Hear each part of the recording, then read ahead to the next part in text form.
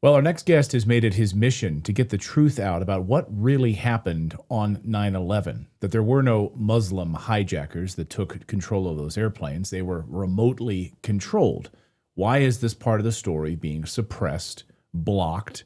And those who've spoken out about this have been grounded, have had their lives threatened for telling the truth. Our next guest was grounded as a result of this, illegally grounded as a pilot, medically, after 9/11, after he discovered exactly what had happened with these aircraft. He, in many ways, had his life ruined as a result of it.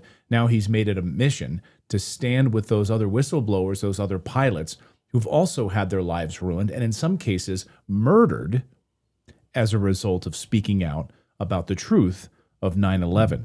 Now it seems finally we may have some movement in Congress with Senator Ron Johnson after Kurt Weldon appearing on our show and also appearing on the Tucker Carlson show, trying to get the message out about the truth of 9/11. Could we finally see some movement and some justice for these pilots? Captain Dan Hanley joins us now. He is that pilot who spoke out against this and was illegally grounded as a result of it and had his life turned upside down. Captain, welcome back to the show. Great to see you again, Dan. Thanks for having me back on, Clayton. I really appreciate it. And yes, my whistleblower case was 22 years ago, and I didn't come here to cry on anybody's shoulder about what happened to me. I just want to make it a point of what could happen to a whistleblower and is still going on today, which is why we're here also. But my case actually started, Clayton, back in 2002, 2003, right after 9/11, when I tried to report safety and security frailties within the airline industry and was told, keep your head down. These guys are nasty. Watch it. If you take it to the next level, you're going to get hurt. And the company thinks you're a big mouth, loose cannon whistleblower and wants you to go away and all kind of things I was taken back from. I'm going, wait a minute. I'm trying to report safety lapses in the security system here, and I'm getting this kind of blowback. So I'm going to make this part of the presentation short because I've talked an hour on this topic before, but basically what happened was I wrote these reports and they were getting stonewalled. So I was going to write the CEO of United Airlines a letter, and my union boss in New York says, please don't do it. Let me run it by the union lawyers in Chicago. And all I was saying was we were in bankruptcy at United Airlines at the time. And I said the pressure is being exerted on the union by the company, and the bankruptcy court is precluding them from representing pilot interests. So they said, don't do it. So the union lawyer calls me one day. He's got the grievance committee chairman on a conference call with me. And I said, did you read the letter I'm going to send? He goes, yes. I go, do you agree with the contents? He goes, yes. I said, you're my union lawyer. Do you recommend I send it in? And the grievance committee chairman said, go ahead and send it in if you never want to fly another United Airlines airplane again in your life. And I said, why? What are they going to do to you? They said, we've seen it happen before. They're going to ground you professionally, medically, psychologically, or otherwise, but they're going to take you out there. And I said, I've seen it before myself. So I decided I wasn't going to send the letter in, and instead I filed what's called a flight safety awareness report that also went to the FAA. And as soon as I did that, I filed 6 of them, was taken out of schedule immediately. And basically, what I said in these reports is essentially what I said in the letter to the CEO. Okay. So I was taken out of schedule. I was called by my assistant chief pilot saying, you got to come to New York. And I said, well, I had asked the union lawyers, how far are you going to follow me in on this? And they said, not very far. So I didn't have union representation. So I wanted to bring my own attorney in, and they wouldn't allow that. So I'll cut this short. They kept me out of schedule and then eventually put me on sick list. And what I did in the interim, knowing full well that they were going to try to psychologically ground me, was I went to the best mental health professionals I could find in Atlanta and said, here's where I am at United. Here's what they're going to try to do to me. Run whatever tests you want. I'll come for counseling, which I did. And they proved I was mentally stable. For anybody out there listening to this story, I am mentally stable. But they they put me on sick list without me seeing an aeromedical professional. So I called my chief pilot because I was going to go non-pay, and I said, this is punitive now. I haven't done anything wrong. He goes, well, you need to submit to the employee assistance program. That'll guarantee your pay comes in. It's endorsed by the company, the FAA, and the union. And I said, what do I have to do there? Is whatever we ask you, but you got to go up to Chicago to see a doctor. So I was, okay, well, I knew this was coming. So I went to Chicago. I'll end it here. I went to Chicago, met with an aeromedical doctor who asked me, have you been seeing any mental health professional? Yes, as a matter of fact, I have. And I handed him the phone with my shrink in Atlanta on it, saying, this is Dr. McGuffin, talk to him. And they said, we want you to go over and see a company-appointed psychiatrist. Well, I did. And after a 15-minute consultation where we were both very congenial, I said, what's your diagnosis going to be? She goes, I'm going to say you're bipolar. Well, I chuckled a little bit and said, look, I've got mental health professionals in Atlanta that will beg to differ with you on that diagnosis. And I said, I'll consult with them. Well, the skids were already grease, Clayton.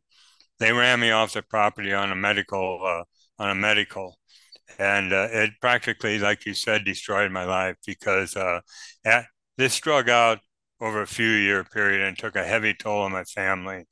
And eventually, my wife of 27 years divorced me, and my two kids, that alienated them for one thing, and they blame me for the divorce. They still believe the official 9/11 story, think I'm a whacked out conspiracy nut. They don't talk to me.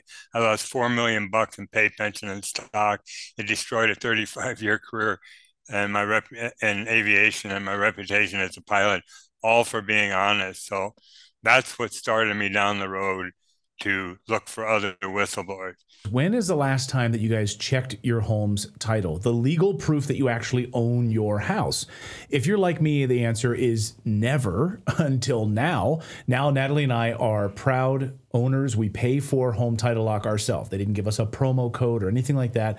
We pay for the service because I want to know if someone tries to steal the title to our home. It's one of the fastest growing crimes in the United States, according to the FBI.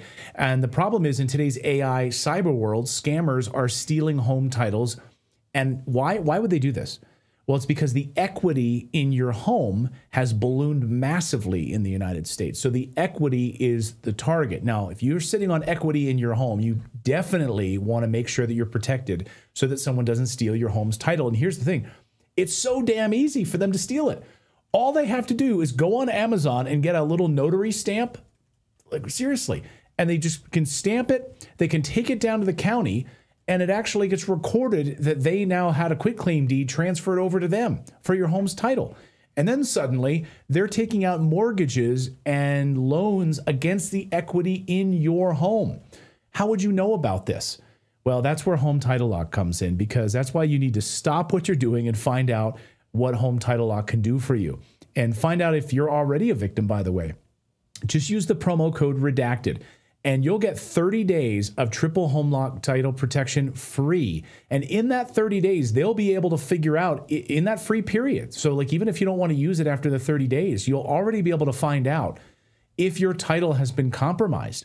But I'm telling you, this is something you should just keep and add into your home's security layer, because you're going to get a free title history report plus a 14-day free trial of their multi-million-dollar triple lock protection. That's 24/7 monitoring of your title. You'll get urgent alerts to any changes to your home's title. And if fraud should happen, they will spend up to $1 million to fix it. Now, I've spoken to their team. I've spoken to people who've had their title stolen, and then Home Title Lock helped get it back. Up to $1 million to fix it. They have a whole team that's dedicated to fixing this issue, which is amazing. So go to HomeTitleLock.com right now. Use the promo code Redacted. I can't speak highly enough of these guys. I really, really believe in what they do, okay? Triple lock is very important, and I want you to use that promo code Redacted at HomeTitleLock.com. And make sure that your title is still in your name. Get that 30 days of triple home title protection for free. And in 2006, I had a big email network, and I came upon someone contacted me and said, look, there's a Northwest Airlines DC-10 captain named Phil McConnell who has exposed illegal modifications on Boeing jet aircraft. And they've taken him out of schedule, and they want him to go see a shrink in LA. The union, the company, the FAA, and the Department of Justice did. Okay. And I got a hold of his phone number and called him. And I said, Phil, don't go. I told him my story. I goes, the setup, they'll ground you for life. Well, he retired 9 years early and also lost $4 million in pay doing it because he wanted to testify, qualify as an expert witness in future litigation. So he is the one who exposed the uninterruptible autopilot in December 2006. And in February, he filed. Go ahead. I'm rattling. Well, I was on going to here. say, just you have a question? no, but I think that's people who don't know the story. So the uninterruptible autopilot system is at the heart Yes. of how these aircraft on 9/11 were remotely controlled. So he discovered this, and Yes. these other whistleblowers who discovered this have had their lives ruined as a result of it. So he discovered this. What happened after he discovered that? Well, he was retired, so he filed suit in federal court in Washington, D.C., and I read the lawsuit and everything, and the judge tossed it as being a frivolous claim. So he spent from 2006 to present traveling all over the world, doing all kind of podcasts, radio program, TV programs, advertising the system, because most people who hear about it think, oh, this is sci-fi, this is wild conspiracy theory, but it isn't. The system is real. We got a patent on it, and I'll talk about that in a minute. But the other pilot I want to talk about is who we commemorate, the website I'm going to mention here in a minute. He's a real hero of the 9/11 pilot whistleblower group, and his name is Captain Philip Marshall. And this happened in 2013. Philip had written 2 books on 9/11. One was called The Big Bamboozle, and the other one was called False Flag. And he was about to publish a 3rd book, and he told his ex-wife and his neighbors, look, I'm being threatened about publishing this book. I'm concerned, right? A few days later, his neighbors found his family dog and 2 kids shot to death, and Philip had a bullet in his head. And the police came in and called it a murder-suicide, that he killed the dog, the kids, and turned the gun on himself. And no further investigation other than the local sheriff was taken. And guess who the California Attorney General at the time was? Kamala Harris, who could have further investigated it. Yes, but she did not. She did not. But there's a documentary I have to mention because I really want people to watch it, because their standard story was, oh, he was mentally ill, he was depressed about being divorced, etc. But the manuscript was missing from the house. Okay, nowhere to be stole found. The manuscript. Yes, but I've got it written down here. The name of the documentary is Unthinkable: An Airline Captain's Story, the Case of Captain Philip Marshall, and Marshall's spelled with 2 L's, okay? And it's a docudrama, but it's jam-packed with facts, and I'll leave it to anyone that watches that to decide whether it was a murder-suicide or it was a deep state. But we believe that it was a deep state. So, anyhow, you've go ahead. Yeah, you and Captain Doug Green are the co-founders of the Whistleblowing Airline Pilots Association, who basically are now exposing the collusion between airline management and the FAA to go after whistleblowing pilots. They're tracking them down, firing them, and God knows what else. It seems murder on top of this, right? Exactly. That's exactly right. And there are so many cases of this. We've launched this. The website's not up, I'm sorry to say, but the domain name is www.wape.international. Okay, Whistleblowing Airline Pilots Association International. And what we're doing is we've got whistleblowers lined up that want to be interviewed. We're going to tape record the interviews, put them on our websites that we have, put it out on social media, have them do podcasts, whatever, send it to the government, let them know that we're on to them, okay? But that's the purpose of our organization, is to give the whistleblowers a voice, but also to heighten public awareness of what's going on out there, because when a pilot whistleblower is suppressed, it's bad enough that his disclosure is suppressed, but it sends a chilling signal out to any other would-be whistleblower out there to keep your head down, or you're going to get it blown off. So one of our goals is to try to press criminal charges against those involved with this retaliation against whistleblowers, and we're going to pressure the Department of Justice on this. I don't know if you've interviewed Carlene Pettit yet or not, but she's a Delta captain that reported unsafe conditions at Delta Airline. I don't want to steal her thunder. Long story short, they took her out of schedule. Was going to ground her on, guess what, medical ground? Bipolar disorder. She's got a PhD in aviation safety, but she fought for 7 years and spent several $100,000 and finally won her case. And she's written a book. She's written 10 books, but she's got a website, a blog. It's beautiful. It's called Flight to Success. And you can order her books on there. But the biggie there is one she just released called AIR 21, the Delta debacle. And that describes exactly what happened to her. So we're going to go ahead. Yeah.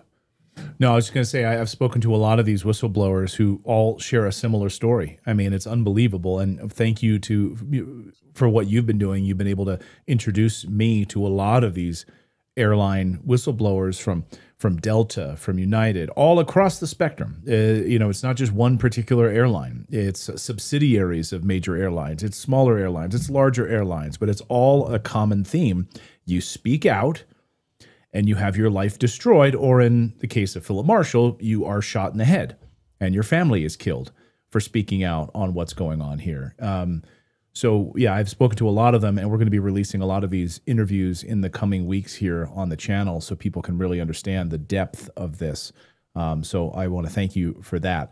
I do want to rewind, though, because to me, at the heart of all of this is what happened on 9/11, and this is one of the biggest pieces of your mission, is to get the message out about the truth of 9/11. Now, when Congressman Curt Weldon was on our show, I specifically asked him about the remote controlling of the aircraft, and he didn't really, maybe he wasn't fully aware of it, or I don't know, but he kind of maybe swerved around it. And then when he was on Tucker's show, I don't think there was any discussion about it.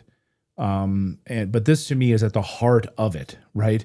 That there's absolutely no way that these Muslim hijackers who had almost no flight experience whatsoever could have pulled off these incredible maneuvers that pilots with 30 years experience wouldn't be able to pull off. And then when, of course, your cohorts discovered the autopilot mechanism that has remote control of these aircraft, that's at the heart of this story. So I guess let's walk back a little bit here. Let's talk about these Muslim hijackers. And why anyone paying attention to this story should have an immediate red flag raised about their ability to pull off these maneuvers. Can you talk about that before we get into the autopilot mechanism and how that works? Yeah, the smoking gun amongst the hijackers is a 29-year-old Saudi Arabian hijacker named Hani Hanjour, who supposedly piloted American 77 into the Pentagon, doing this amazing corkscrew to maneuver to arrive at the surface at 500 knots to hit the Office of Naval Intelligence on his first attempt. Now, this same maneuver was attempted and simulated and flown by many highly experienced pilots, and they crashed the simulator trying it, and yet Hani supposedly did it on his first attempt. But it gets better, Clayton. 1 month prior to 9/11, Hani Hanjour went to the Freeway Airport in Bowie, Maryland, and wanted to rent a single-engine little 172. And when you show up in an airport like that, they don't just throw you the keys and say, have fun. You've got to show you can fly, so you got to go, if they don't know you, you've got to go up on an evaluation flight. Well, Hani Hanjour, over a 2-day period, went up with 3-day period, went up with 2 separate instructors, a woman named Sheila Baxter and a man named Ben Connor. And they reported after they flew with him to the chief pilot, Marcel Bernard, saying, don't rent him the airplane. He can't handle it. This is the Cessna 172, 1 month prior to 9/11. So what did Hanja do? He goes down the road to another fixed base operator, Congressional Air Charter, and goes up flying with a flight instructor named Eddie Shalev. Now, Eddie Shalev came back and reported that he was a good pilot. Now, after 9/11, the FBI and a 9/11 commission staffer were sent out to investigate these 4 pilots, the 3 at Freeway and Eddie Shalev, okay? The 9/11 commission final report makes no mention whatsoever that he flunked these check rights, makes no mention whatsoever that he even went to Freeway Airport. There's just an end note where Eddie Shalev's name appears just once, saying that he was a good pilot. The information so they omitted the other pilots who flunked him and said he's not. That's not even in the report. It's not even in the report. And guess who Eddie Shalev was? An Israeli that came to the United States several months before 9/11, had served in the IDF as a paratrooper. And he's disappeared. Congressional Air Charters closed its doors up, and that's all we were supposed to hear about it.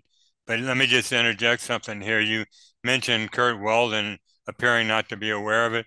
Well, he wasn't. We just exchanged several emails a few hours ago, as a matter of fact. And his team contacted us in February. And I personally was working with 3 other pilots, and we were going to compile information to present to him, to present to President Trump. And somewhere within his organization, they decided we're not going to cover pilot issues now, we're putting it on the back burner. So that information I just shared with you never got to him until the night. I was disappointed that I couldn't come on the program saying I'm working closely with Kurt Weldon and Ron Johnson, et cetera, et cetera. And I sent him and another gent that he works with, a fireman, saying, hey, I sure wish I could go on Clayton Morris's Redacted and say that, but I can't. And he came back and said, look, Dan, I welcome any and all 9/11 information. So when I get done here, I'm going to send him that to you. Yes, he said that to me. So hopefully we'll get him the information. Hopefully he'll get before Congress. And I want to be right behind him talking about pilot issues, because you're right. It is right at the heart of things, Clayton. Well, maybe we can have Kurt on. Maybe we can have Kurt on the show with you, and we can focus on this topic more specifically. I'm not making any promises, but I will text the congressman, and I'll ask him if he's open to that, and he seems to be as open as possible and with this. So I'm not making any promises, but we'll try for that. Okay.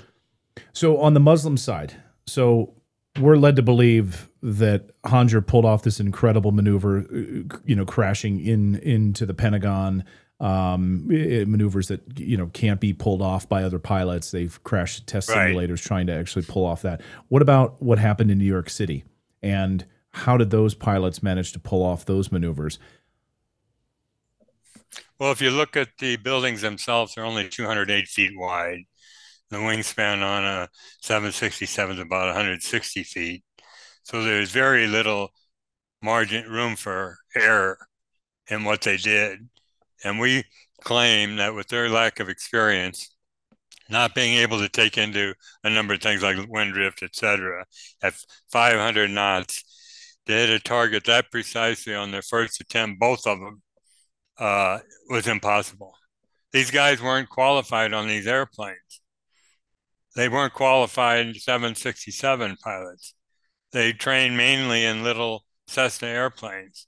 And we say it's akin to having driven your family car for about a year and then getting into a big 18-wheeler tractor trailer, get it up to a very high speed and trying to drive it through a garage without scraping the sides of the truck. That's how precise they would have had to been. So we say that's not a possibility either. Let me just mention our organization, 9/11 Pilot Whistleblowers, if I could, because I'm the director of it. We've got this website at 911pilot.org, and I strongly encourage everybody to go there. It's an easy read. Go there, read it, watch the videos, and you'll agree with our assertions that the hijackers couldn't have flown the airplane.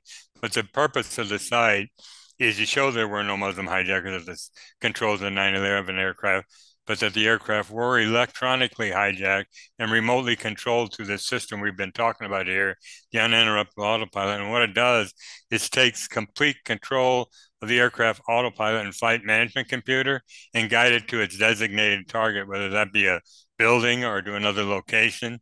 And once it's engaged, the pilots can't disconnect it. They're along for a ride.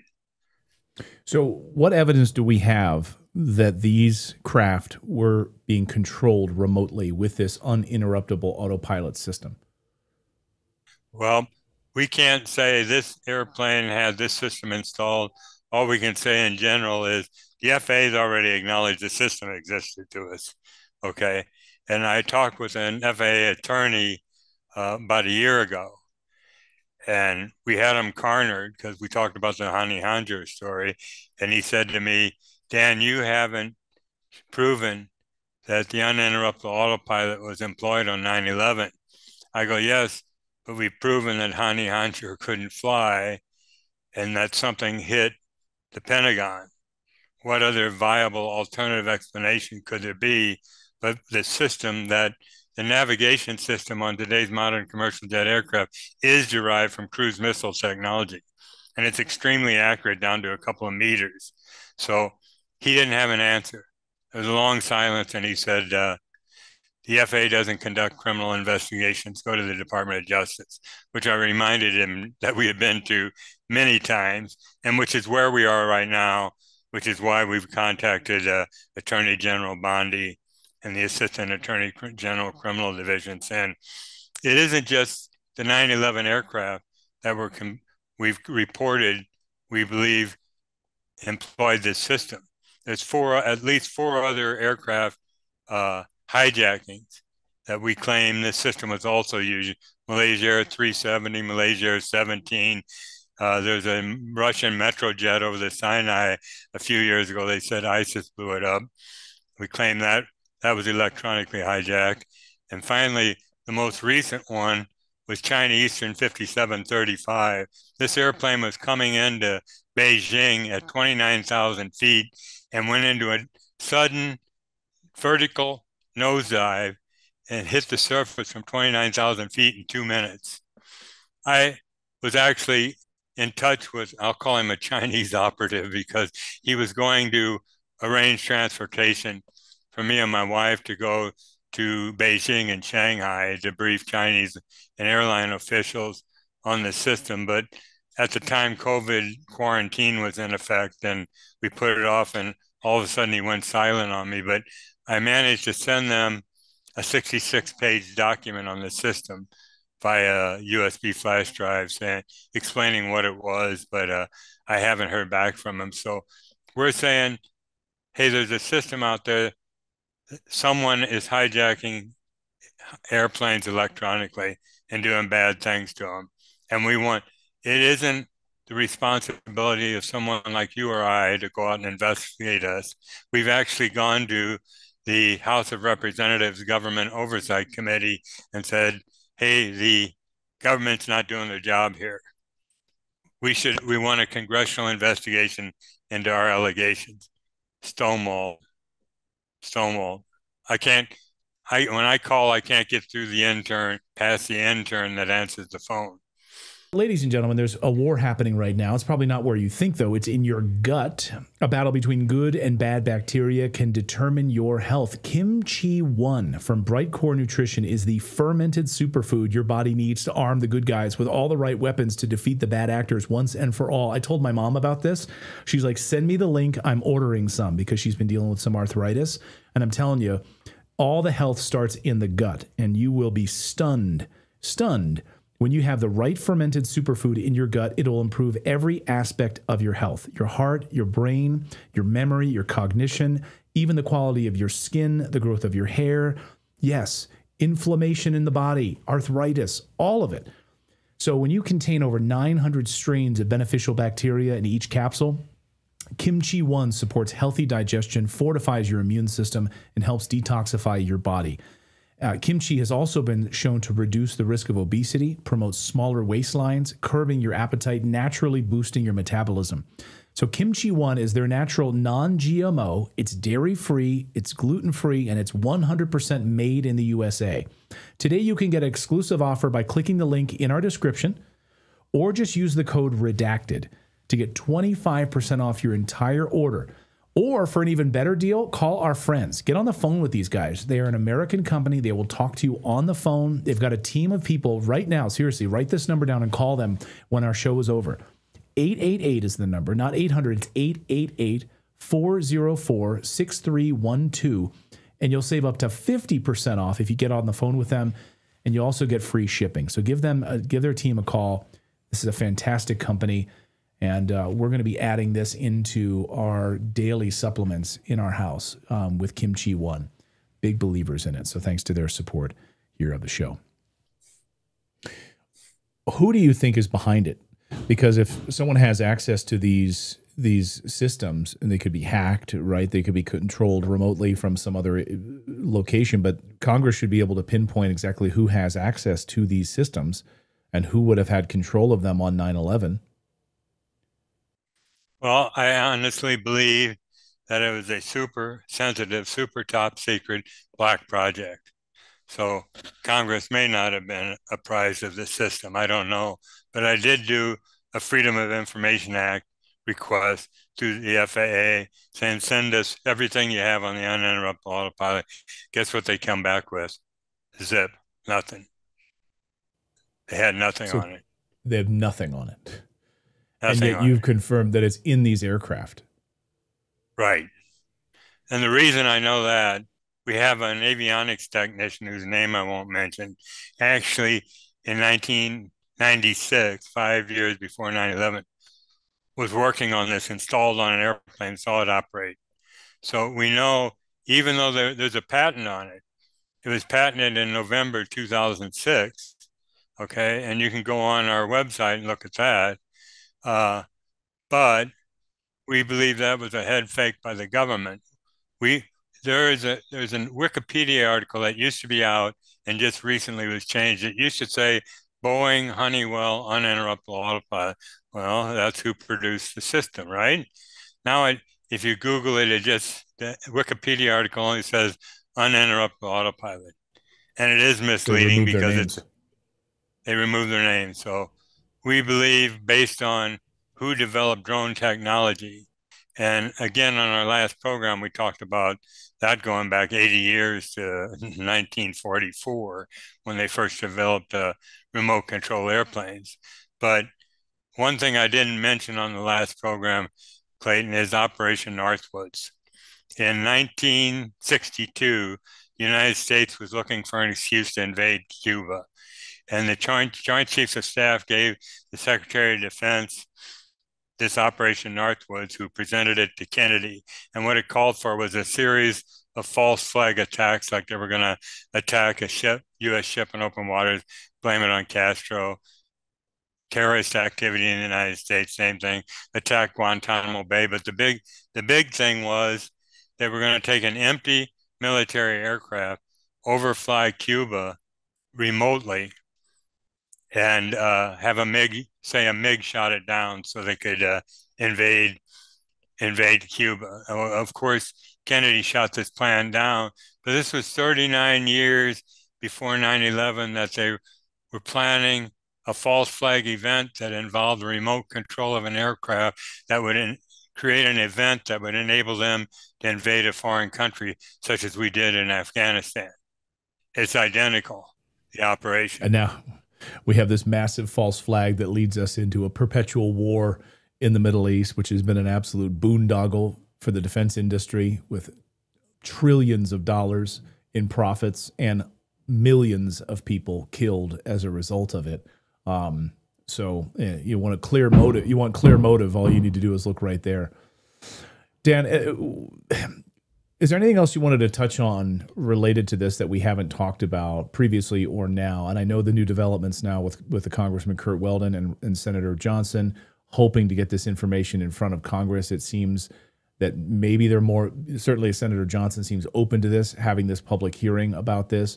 I know the victims of 9/11, the families of 9/11 want justice for this. The firefighters who've died, the firefighters who witnessed the controlled demolition of those towers and Building 7 want justice. There's enough families, there's enough relatives out there who are demanding justice for this. Is there anything else that you think we need to cover here that we haven't talked about? Just real quick, last month, a very intelligent, knowledgeable gentleman named Carl Schwartz contacted me. He's a highly successful American businessman and entrepreneur who's the CEO of a company in the Czech Republic called the Tokata Nanotech Group. It's a nanotechnology firm. And what he's going to do is he's going to file a RICO lawsuit. He's going to file a civil RICO lawsuit, and he is loaded with information on the highest level individuals and organizations in the United States and elsewhere. And for those who aren't familiar with the RICO lawsuit and what that involves, I'm not a lawyer, and I said, Carl, enlighten me if I can tell Clayton's audience what that's all about. But so it's a RICO lawsuit. RICO stands for Racketeering Influence Corrupt Organization. And it's a lawsuit that has RICO civil remedy, but the lawsuit invokes very powerful other U.S. criminal laws directed at the defendants. And I'm talking about presidents here. I'm talking about other people, high-ranking officials. But he says VICAR, V-I-C-A-R, is one of these violent crimes in aid of racketeering. The lawsuit's also invoking the U.S. Bioterrorism Act that also has civil remedy due to the anthrax attack on Congress 1 week after September 11, 2001. He's claiming that it's much more than just those four laws, the RICO Act, civil RICO remedy, and VICAR and bioterrorism. He says there's other very serious crimes. Many criminal laws have been broken by the defendants. So what I did when he sent me this 32-page, I forgot what the name of the article is that he sent me, but it was loaded with all this information. I immediately went to the lawyers committee, Richard Gage, the International Center for 9/11 Justice, and said, look, you've got to listen to what this man says because they're all sitting on a wealth of information that could help him with the suit. So that's really the only other if I don't mention this, I will have my co-author and my editor all over me. But a few years ago, I wrote a manuscript for my two children to try to explain to them what I was doing and why it happened that we wound up divorced and the mess our family turned into. And I was approached by an author who said, it's a book, Dan, let's turn it into a book. Well, long story short, an editor came along too. And between the three of us, we worked long distance using Dropbox to create my memoir. It's called Grounded, Memoir of a 9/11 Pilot Whistleblower. And my editors made it easy for anybody that wants access to the book.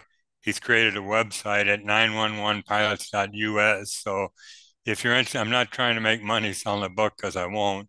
I just want the story out and the information out.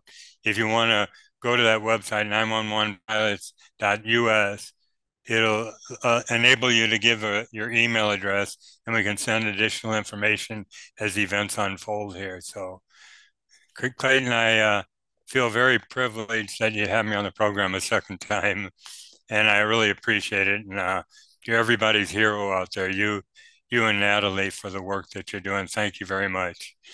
Well, thank you. Thank you for your courage, and thank you for everything that you've been put through with your family and all of this, having your name dragged through the mud, your career upended, to try to get this information out.